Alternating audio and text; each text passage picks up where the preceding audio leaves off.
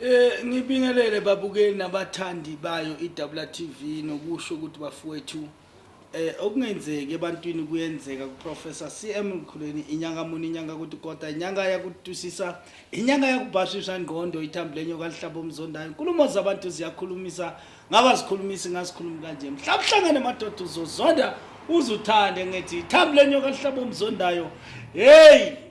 uzozonda uthande bafowethu ngithi mina ngendvodza lengafaka mangayikhanza ifile uyishaya ibulale ife kwesibili ngithi ngumadla kufa kwafa hayi bafowethu ngiyoze ngiphile bathi labanye uphila ngani kuyenda njani ngoba hayi sesivale savala konke hayi khona mafuna imfihlo ndokutshela ngelinye ilanga ngiyabonga babukeli ngiyabonga baba wami ngiyabonga bhuti wami ngiyabonga mfowethu